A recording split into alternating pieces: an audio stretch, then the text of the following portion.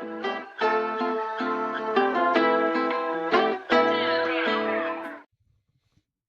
everybody, it's Jay, the client success manager here at Root. And if you reach out to us, I'll most likely be the first person you talk to. Welcome to Advisor Unplugged, where you get a behind the scenes peek at the real humans behind the planning. Let's be honest, the biggest reason people choose an advisor is probably trust. So we're doing these chats to help you get to know our team before you ever hop on a call. Today, we're hanging out with my guy, JJ Lester out of Denver, Colorado. You're going to like this one. Let's dive in. What's up, everybody? JJ, my man Lester, the king of Colorado, as I call him. Welcome to the show, my friend. How you doing? Thanks for having me. I'm doing great. I got to meet JJ early on in my career here at Root because luckily, a couple months after I got hired, we got to go to Colorado, to Denver, JJ's hometown, and do a little mini retreat there. And I became fast friends with JJ. He's so fascinating. I don't know why I'm talking about in the third person. You're right here in front of me. But we have a mutual love for music, and JJ gets after it. Like, he goes out and he goes to a lot of concerts, and he is part of this faction of Rudies that live in Colorado that hang out and give us all FOMO. So I make a joke that I'm going to come out and live out there and move out there so I can be part of this. Why So is that yeah, a joke? Do it. dude, Come visit. dude, I want to come back. I was just talking to Naomi about this, and you guys are always posting stuff in our Slack channel, giving us FOMO. So, like, tell us, JJ, how is it living in Denver? I think we're up to 7 Rudies there now. Yep. 7, soon to be 8. We have some more folks coming out here, or even thinking about coming out here. The faction grows in strength. But yeah, I mean, Denver is great. I love Colorado. I mean, the Denver area has a lot of good parts of a big city without a lot of bad parts, I think. The food scene is just off the hook. It's gotten a lot better, or a lot on the map in the last couple of years. At the end of 2023, we got 32 or so restaurants on the Michelin guide, so that's nice. Lot of concerts. You have LA and then you have New York, but right in the middle is Denver. So all the big artists stop by, and we have, Red Rock's one of the best venues in the world. I know. So just come out. And I said Red Rocks is my bucket list place to go watch an artist. I would love to go there. So, okay, instead of telling me about Denver, how does JJ experience Denver? Like, how do you utilize that city, and why is it so cool to you? I've always, ever since I've been on my own, I've lived downtown wherever I was, and I live downtown in Denver. Part of the reason, because I don't like commuting to work. And at my last job, I had like an 8-minute walk as a commute to work living here, which is great. But of course, Root is remote, so there's no commute, even better. I just like being in the thick of things. I like all the energy and the stimulation there is downtown, all the great restaurants and places to go. It's just a walking distance, or, scooter. I'm a careful driver. Yeah, I mean, and you like breweries, right? Yeah. I kind of went through that phase. I worked in restaurants for a decade, and starting in the late 90s, back when, craft brewing was a new thing, way before it was mainstream in the US. And, I've just tried kind of all of them. So, someone says, "Oh, this new hazy IPA is going to blow you away." It's like, nah, no, it's not. Like, I've had it for, is there coconut in it? It's like a blueberry IPA. Sure. I mean, that's interesting. But yeah, I'll go to a brewery. Do you use the mountains? I can't remember. Are you a skier or snowboarder? Now, I grew up skiing when I was like single digits in age. So I've been hundreds of times, but just not in the last 20 years or so. For one reason, I just don't like traffic. I don't like going up. That's why I haven't been skiing. I just don't like waiting 4 hours in traffic. For sure. I was caught in traffic for 12 hours a couple years ago going up to Estes Park. There was a big truck that rolled over and it was just at a standstill. So I don't want to deal with that. So I do use the mountains, to answer your question. I use them as a scenery. I use them as a backdrop for when I'm just exercising or going on runs downtown here. I can see the mountains in between the buildings, and that's good enough for me. I like Yeah. hiking. I just don't get up there that much. Yeah. Yeah. I mean, it's cool. You guys have Denver, you live in this city. It feels like this vibrant, energetic city, just like you said. But then, boom, if you want to drive 20 minutes, you can be up in the mountains. You can utilize the mountains for skiing, snowboarding. I actually have gone out there a couple of times to play a pond hockey tournament out in Silverthorne. Nice. And the wildest story, because JJ, you can attest to Denver weather, how it can flip.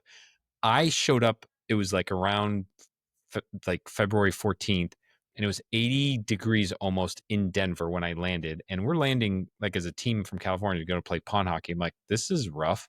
What's going to happen? Then you drive up, what is it? Silverthorne, Kirkwood? That's all like, what's it take, an hour and a half, 2 hours to get up there? Something like that. Yeah, it's Yeah. up there. Yeah. And then it was cold up there, but the weather impacted, like it was still warmer than what you want for outdoor hockey. So we had to play at like either 7 in the morning or 10 o'clock at night, Yeah. which ended up behooving us because that was the first time I got to experience fly fishing. Like we had the days off. So we went fly fishing, and I'm waist deep in the Colorado rivers up there, and I was having the time of my life. Didn't catch a fish, but it was incredible. It's good experience. Nice silver lining for a pond hockey tournament. Oh yeah. So everybody, I described JJ, and he's heard this, and I don't know if it's accurate, but I call it out. JJ is one of the smartest people I know. I say JJ is a devil for the details. He's the guy that can geek out on finance stuff in the sense that he'll read and probably write white papers. But he's so good at taking complex matters that might feel like it goes over your head and synthesizing it into really digestible content. And he's the guy that you want to have a beer with and go to a concert with. That's how I describe you. Is It's a that nice accurate? mix of things. Yeah, I mean, I don't know that I'm smarter than anyone. I read stuff and remember it and repeat it. I don't know if that means I'm smart, but yeah, I like the details. I'm a Yeah. scientific thinker. I really Hmm. like high quality empirical research with strong methodology, and that's I think a good way to tell what's true or not in the world. Yeah. And that's how I view a lot of financial matters too. This stuff is complicated, and there can be a lot of complexity Yes. and a lot of details within the numbers. So it helps to dig in to Yeah. those. But by the time I'm coming out, usually it's like one of two or maybe three attractive options that I can present Yeah. Yeah. in a pretty simple way. Here's what it is. Here's what it would mean. How do you feel about this versus the other one? That kind of thing. I like your style because I think it gives people confidence that you've done the research, right? You've dug into the details, and then look, they're looking for you to help them make educated, informed decisions. And when you know your advisor has dug into the weeds and is going to help you through this process and help you make these educated, informed decisions, I think that's a superpower. I think it's really beneficial. All right, so you grew up in Colorado Springs, going, on this concept of financial planning. You grow up in Colorado Springs, you go to CU Boulder. Is it in college when you start thinking about getting into finance, or are we too early? It was way before that. My dad was a financial advisor for 40 years before he retired. So ever since I was a kid, I remember, the Black Monday in the late 80s. That was Yes. not a good day. So a lot of this is ingrained in my head since, way before I decided to enter the industry. I got my undergrad in psychology, which was really interesting, but I decided I didn't, want to be in that field Yeah. necessarily. And yeah, so I had learned a lot about stocks and the market and investing and financial planning from my dad. So I decided to enter the industry, and I started right at the beginning of 2008 just to see everything get dark. What? So okay, so that's really interesting. In 2008, you started in the beginning, because in the beginning, I can't remember if there was a pulse that something was going to go down. I know by the second half of 2008, things were starting to get dicey. So when you first started, did you go, "Oh shoot, we're in a unique time"? I didn't know. Yeah. and no one did, but it's Yeah. like, I'm first starting to open the Wall Street Journal that everyone's always talking about, like, oh, what's going on in the stock Yeah. market today? Like, it was going down. Yeah. It was not until later that it became clear that there was more going on under the hood, and the Yeah. bottom really started to fall out. So, Yep. it was a rough time to enter the industry, but also in hindsight, really important because I'm glad I got to see the hardship that people went through if they weren't accounting for risk enough ahead of Yeah. time. And so I'm always thinking about risk. So where did you start your career, and then how did you end up here? I was working with my dad, You and were? yeah, that's how I started for a couple of years, and then I moved to another company, worked with estate settlements, divorce settlements. It was a big fund company, retirement plans, and then I went to a wealth advisor, digital wealth advisor, as a financial advisor. Was there for a while, and then now I'm here. Wow. Okay, so how did you end up at Root? Like, how did you find out about Root? Yeah, I don't know that I would have found out from James or Ari's videos or podcasts because I don't Yeah. typically listen to those. Right. One of my teammates, colleagues, and friends, Paul, came here before me, and otherwise I wouldn't have, known the intricacies and the details of what Root is. And I was not looking to make a change, but it just sounded so different. And Yeah. the ideals behind Root and what we're trying to build here. Now I can say we because I'm at Root. Yeah. It's really great because it's actually possible to achieve. And Right. working with a far smaller amount of clients gives me, as an advisor, something that most other firms don't give advisors, and that's time. I have time to dig into the details. Uh, get into the weeds is a funny phrase. I think about it as, if I'm looking up some complicated tax item, I'm like hacking through the jungle Right. with a machete, and it's like I'm coming back and I'm just all dirty and covered in cuts and stuff. I'm like, well, I don't want to go back there again, but I got the answer, and I have the time to do that at Root. And at other places you have hundreds of clients, you just can't do that. It feels good to have a bigger impact on people's lives because I have more time to find the answers. Yeah, I appreciate that. With with working at Root, how would you describe your approach to working with clients? Yeah, I tailor things to the client's individual needs. A lot of those needs and wants are stated. We hang out, we spend time together. I love hanging out, um, and I get a good idea of what people want. And sometimes people want things that they don't necessarily say. So I can dig into the details and sometimes present something folks aren't expecting, but it's actually what they want at the end of the day. So that feels good. Something I really like to do is just try to take the mental burden off of people. Something I really want to hear is, thanks, JJ. I used to think about this stuff all the time and worry about this stuff, and I don't really think about it much anymore, or at least don't worry about it anymore, because there's a whole lot of effort involved in managing your finances and thinking about your financial plan. Some of it's practical, but a whole lot of it's mental too. You're just thinking about it, like, because you don't have the answers. It all comes back to answers. So I like to provide those answers or help people come to understand the answers for themselves, the best ones, and then that burden is not on my client's shoulders anymore. It's on me, and that's what I do for a living. But this isn't just my job, it's my hobby too. I read about this stuff in my spare time. That's right. That's JJ. He's got the analytical mind. I like that idea of the transfer of burden, right? I always tell people I'm biased because I work here, but the concept of helping people feel like they have a rock solid game plan, and like you said it, like you've said it before, like with clarity and confidence. To me, clarity and confidence equate to peace of mind.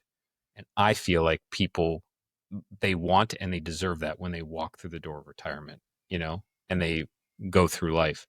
And a lot of people don't have that. And that's hard, right? Including my own mom, who didn't have it for many years until recently when she worked with a root advisor, thought she was going to have to work for the rest of her life, right? And so I think giving people that power back and I just, yeah, I like the concept of getting rid of that burden, helping alleviate that burden for people, you know. Yeah, Um, feels good. Feels feels good for good. me and for clients. Yeah, I agree. What should clients expect when working with you?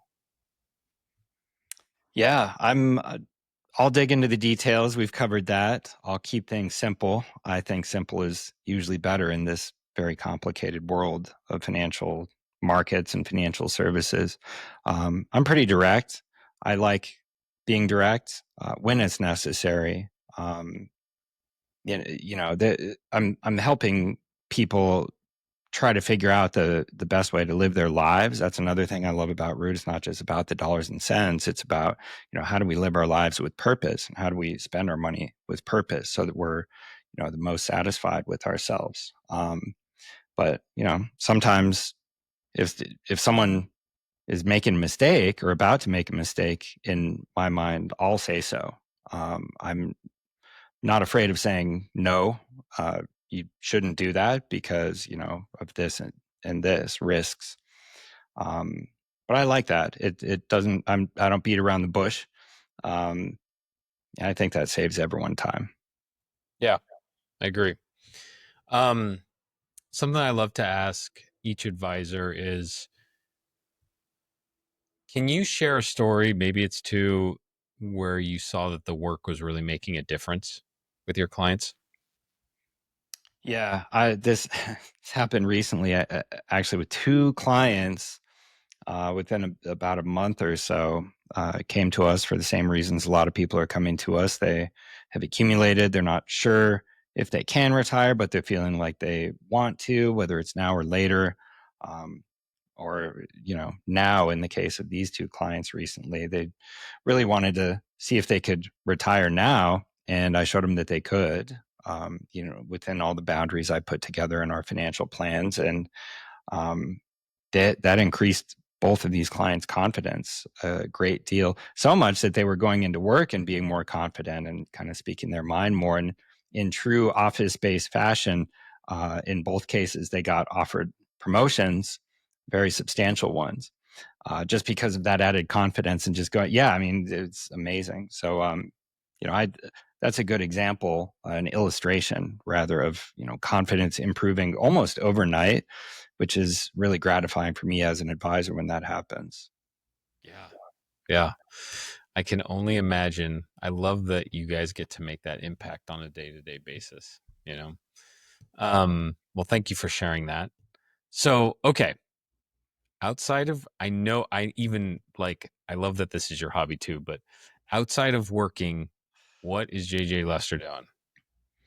I read a lot about financial markets. I read a lot about philosophy and geography, geopolitics, and geopolitical security and things like that. I just read a lot about the world. I read a lot about technology and science, down to the micro, up to the macro.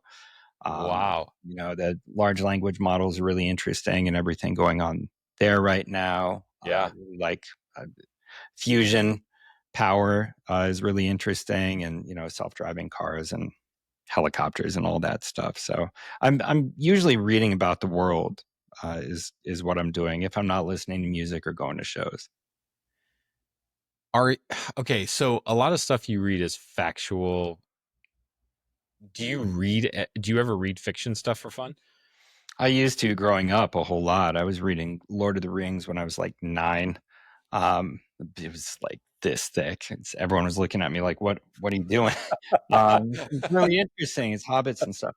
Uh, um, so I don't read nonfiction anymore. I really like uh, fantasy or sci-fi movies, shows, stuff like that. Game of Thrones was great. Even the end was, whatever. That's controversial. We're not trying to raise controversy here today, Jay. Um, but yeah, I like good movies and shows, but I am always learning something from them. Even like a spy movie or something, I'm always Yeah. learning something about the locale, or how things are done. I'm always kind of analyzing things. Yeah. It's a nerd. Okay, so on the music front, how I'm gonna be jealous to hear this. How many shows a year do you think you go to? And they can be minor shit, like small shows too. I mean, not as much now as I used to when I was younger and just had more time. Also, when I was younger, the promotion landscape was different. Like these days, you have the really big the Ticketmaster and Live Nation and Yes. stuff. And back then, it was a little more spread out. So we had more shows Yep. coming back like 20 years ago. But I don't know. I probably go to 20 or more shows a year now. And back 20 years ago, I was going with my dad and brother to, I don't know, 75 shows a year. You, your Uh, dad, and your bro used to go to a bunch of shows. mhm. Yep. Is that like, are those like core memories for you? Oh, totally. Nostalgia. Yeah, totally. Yeah, I went to my first rock concert. It was an 80s new wave band called The Fix. They had some big Yes. hits. Yeah, I saw them in 1990. I was 9 years old. And it was, yeah, it was With so your loud. I dad? had to, yeah, with my dad. Like they didn't even want to let me in. And I was like, well, let us up to the balcony. There's no one up there. And it was so loud that I had a hoodie on, didn't have earplugs. I just tied my hoodie around my ears and watched The Fix. And that was the start. And it just kept going. God, that's incredible. It's funny how like music creates such powerful memories and nostalgia, especially for me and types of music. Like, when I think about 80s music, I think about what was playing in my parents' cars. So, in good times, you're driving, you're on a road trip, so you're listening to that kind of music. And so to this day, like I'm still obsessed with like I just went to Tears for Fears. I I was went to about do to it. say, I Yeah, was about to say them. Just when you said 80s music, I think of Tears for Fears. You saw them? I saw him. I saw him twice in a year, in LA, and it was funny. The first time I thought, "Oh man, is are their voices a little strained?" And I found out one of them was sick. And so the second time I saw them, they both sounded incredible, and it Wow. was an awesome experience. I'm so And jealous. yeah, so that's one of my favorite. Um, so when you guys went with your dad to all those shows, was was it a specific genre, or did he have an eclectic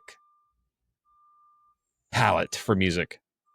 It was mostly rock, a lot of UK rock, like Oasis and the bands around the Britpop time, uh, toward the mid and late '90s, Blur and all that. Then Coldplay got really big. But a lot of American rock, some European too. Perfect Circle, Tool, even the heavier stuff. We saw Bush back in like I don't know '98 or something. They just rocked out, but a lot of jazz too because I used to play drums back then, and so there was a lot of rock and kind of heavier stuff like Metallica, but just jazz, Miles Davis type stuff too. Man, that's like a dream. That's such a good grouping of music. Um, okay, let's talk about Coldplay for a second. Okay. I like when Coldplay came out, I wasn't the biggest fan. I mean, I'd listen to him, whatever. And then, as time went on, I'd listen to him, but I wasn't like a hardcore fan. Then we went and saw them several years ago at the Rose Bowl in LA. I was like, I'm a Coldplay guy. I have been to so many good shows, but if you talk about like production of a show, energy of a show, good vibrations, want to walk out a better person, it's Coldplay. It's Coldplay, Totally agree. Yeah, I right? first saw them like right after their first album, Parachutes, came out in maybe '99 or something, and it was like half full. There were just not many people there. And then I saw them a year later at the same venue, and it was full. There was thousands of people there. And then the next time I saw them was at Red Rocks. It was 10,000 people. And I saw them a couple other times there. But yeah, just seeing that progression from kind of soft really melodic music to just epic arena blasting music. I mean, they're amazing live. Yeah. Oh yeah. And what's cool, full circles, I got to take my kids to a show.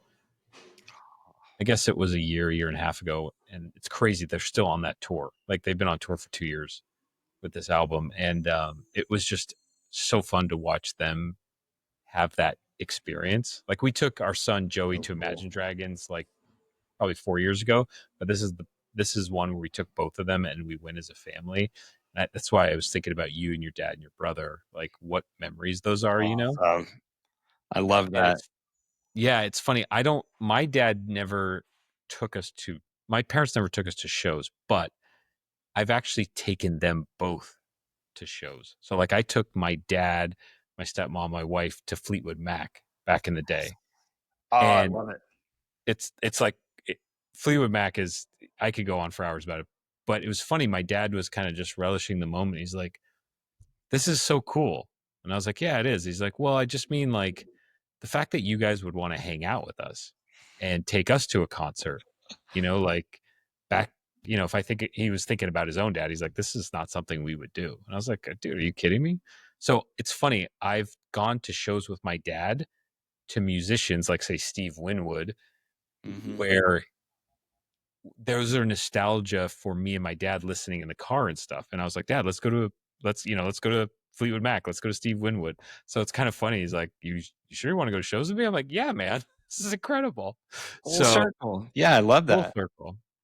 I love that. So, okay. On the music note, are you still like fully eclectic? Like from your 20 shows in a year, are they all over the board? Or are you really hyped on a specific genre right now? All over the board. This year I've seen some rock shows, UK rock bands, Fontaines DC and J. Hart came. I mean, just packed, like 4,000 people. They're getting pretty big. Kind of Right. a kind of Oasis, Nirvana type sound there. They're really good. I saw Billy Childs, Grammy award winning pianist, jazz pianist. That was in his quartet. I mean, that was incredible. Yeah. And then last show was Justice. They're a French like electronic disco band at Red Rocks. And man, the weather was so bad. It was cold and raining, both cold and raining, just miserable. Yes. Still sold out. Just 10,000 people at Red Rocks in the cold Love rain. it. Yeah. So it's Is all over the place. okay. What? Sorry to do this to you. Let's start with what's your favorite venue to watch a show at? I mean, Red Rocks is unbeatable. It's Yeah, it's one of the unbeatable, best right? venues in the world.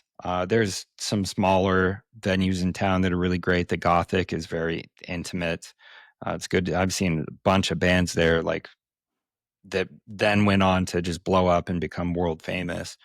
Yeah, So the Gothic, and then yeah, Mission Ballroom is good for the mid range, kind of 4,000 people. yeah, yeah. It is Red Rocks like I know the venue's so incredible. Are the acoustics like next world as well, or They're good. Yeah, it's a natural amphitheater in between these two giant yeah, rocks. So yeah, it sounds good. acoustics are good. Okay, all right. And then this is an impossible question for you, but can you give me your favorite concert experience? Yeah, that's impossible for me. But yeah, I would say probably Radiohead or U2. Yeah, I don't know, maybe 15 years ago. So now I'm starting to sound like an old person, like back in the day. But those were pretty transcendental type experiences. yeah, But yeah, you know, part of it has to do with just the memories involved and the people you're with and the time of your life that you were in. So there's, I still go to shows that are just incredible all the time. yeah. I agree. Mhm. And it's Totally for right. me, I went through a series of like as soon as I think it started in college. And so like I graduated college in 2004 and at that time a lot of the classic rock bands were coming back and going on Mhm. tour. So I ate that up. So like I remember going to Fleetwood Mac around that time and I was like I'm going to go on tour with them. I'm going to be a roadie. Yep. Whatever's happening here, I need to be part of this, right? I was so emotionally invested. And then I saw Tom Petty, I saw the Eagles, I saw all these people and then I was floored when the Police reunited in Oh 2009 man. and I Yeah. went and saw them 3 times in a year because Wow. Police were one of those bands that like, oh, if you could ever recreate a band coming back to life, it was like Led Zeppelin and the Police. Those were 2 of the big ones for me, Mhm. and maybe like Queen. And so when Yeah. the Police came back, I went watched them 3 times, and I don't know, just moments like that. Like I could go on for hours about That's concerts, but awesome. I'm yeah, sad I missed the Police back then. They're incredible. Um, yeah, it's cool to think about the sort of if you could bring a band back. I've yeah, been thinking about that a lot lately. And Brian Wilson with the Beach Boys, and he was a giant of 20th century rather music. He was so yeah, influential as much as the Beatles. yeah, So I've been going back and listening to that because that was really the first music I started listening to. Mid yeah. '80s was the Beach Boys Yep, and Beatles, and just those harmonies are so beautiful. yeah. Um, yeah, That's so cool. Um, so JJ, are you a big traveler at all? I have been. I haven't Okay. recently. But yeah, I've been all over the world. You have. Yeah, I went to Vietnam and Hong Kong in the mid '90s. I mean, that was before. I mean, that was like in the era of pagers, so it's a real different place Yeah. now. Pager. Yeah, I've been all over Europe and planning to go to Europe again, maybe Italy later this year. Uh, Yeah. but yeah, I'm going to get back out more. I do love to travel. I just haven't done it much in the last couple of years. Been busy. Do Yeah. do you ever take like okay, it's summer now. Are you going to take any road trips to more local US places? If the opportunity arises, yeah, Yeah. I generally stick around downtown Denver unless there's a reason to get out. Which there was in February when we went out to California for the retreat. That was awesome. Yeah. But yeah, I'm not against a road trip.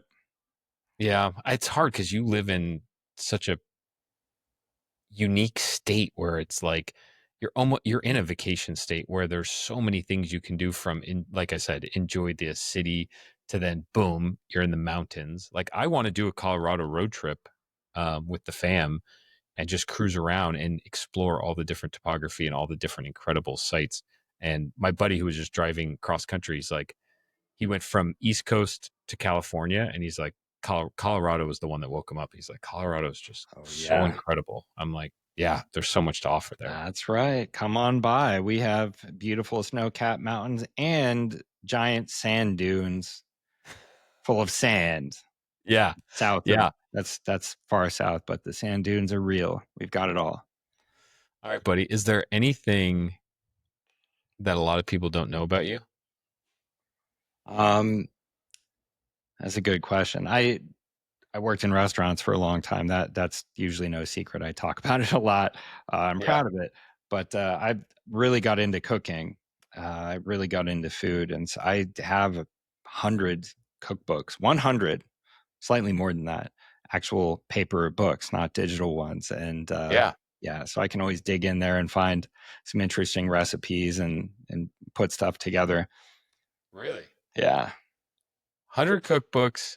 So you're a part-time chef. It's incredible. Yeah, just personally, but sometimes I'll get inspired. I went to this really good Eastern European Russian restaurant recently, and Yeah. I got back home and got into the Russian, Polish, German cookbooks, and I was making borscht and like pickled fish recipes and stuff. Very Eastern Europe.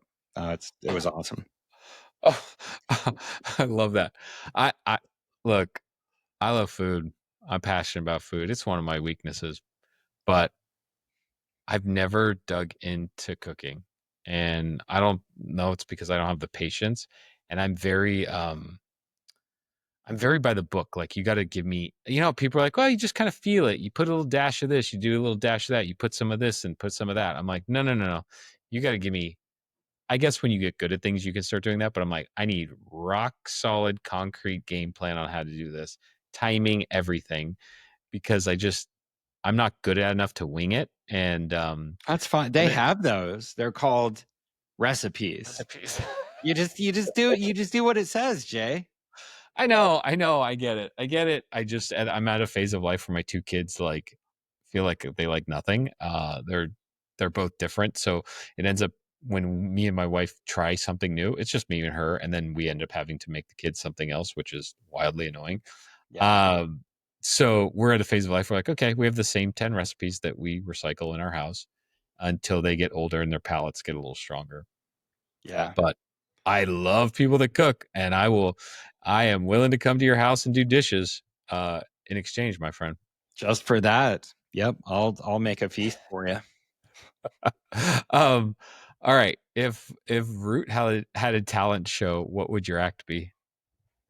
Something musical. I would need to practice my drums and get my chops back, but I could play in the Root house band. I don't.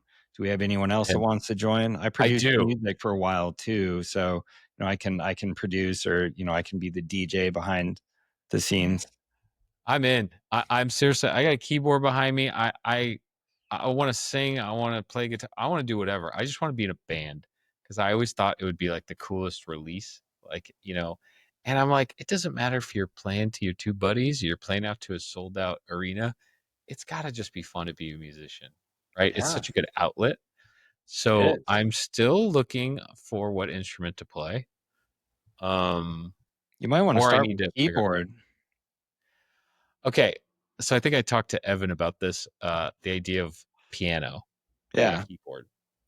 That's an instrument I always thought, wow, this would be so fun to learn because you see a good piano player, especially if you like jazz and stuff. You're like, this is incredible, and they're like the key ingredient to certain songs, right? But then you go into a house or you go into a lobby and you see this piano that probably sits there empty all the time.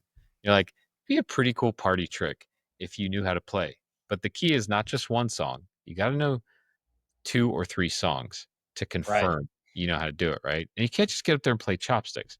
You got to go up there, play like a Coldplay song, do something like that. Then you go in for number two, and that's when people are like, this guy knows how to play the piano, man. He's not a Yeah. one trick pony. It would be So, fun to do that. Just look around like, oh, is anyone sitting here? Why don't mind if I do? And you start playing like the X-Files theme song or Beethoven or something.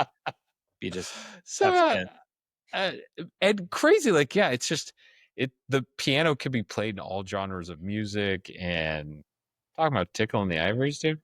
Let's go. Totally. So You can start with, I mean, keyboard's really good to start with just for understanding music theory, but if you hook up some production software and connect it to your computer, then I mean, it becomes any instrument in the world. It could be a guitar, it could be yeah, drums, it could be anything.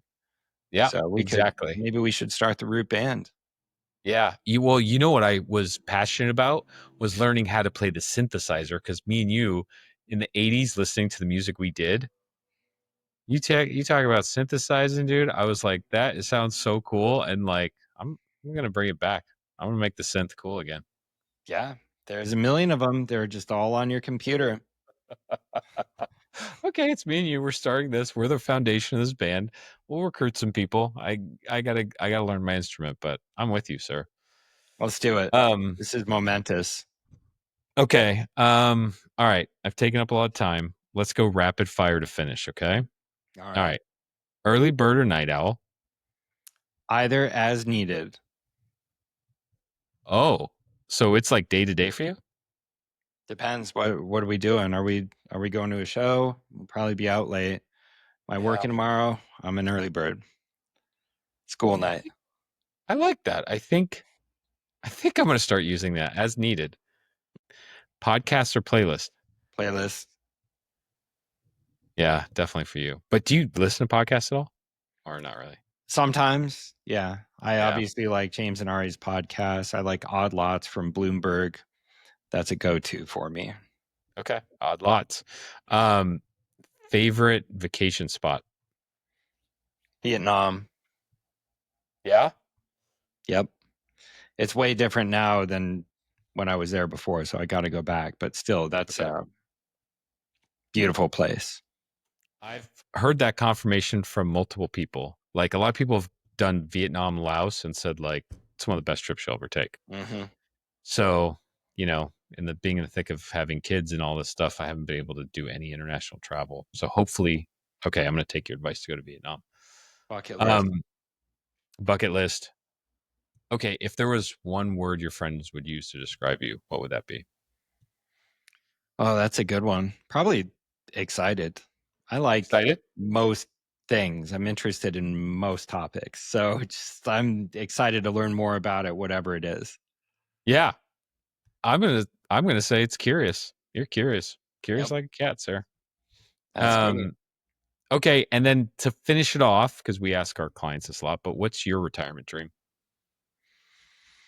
Well, it's independence. I've always thought it would be fun to have a gigantic room that's a studio that's full of all the instruments, Yeah. basically just all of them, Yep. timpani too, like everything, Yeah.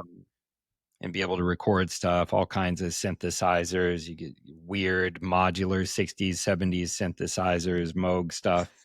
It would be nice to have a playground with every instrument available. Yeah. That would be cool. So your retirement would just be you living in this room, playing all the different instruments? Yeah, I would have to figure out how to make some kind of focused music instead of dealing with just choice paralysis all the time. Yeah, exactly. I love it, man. All right, I'll join you in that room. JJ Lester, the King of Colorado, appreciate you taking the time, my friend. Again, this is like the best job because I get to hang and talk shop with you and just do deep dives. We could probably just start a podcast on music itself, and I could talk to you for hours about that. But I love it. appreciate you, Let's my friend. workshop that. I appreciate you too. Thanks for having me on. This was fun. All right, my man. Take care and best of luck. Thanks, JJ. Jay.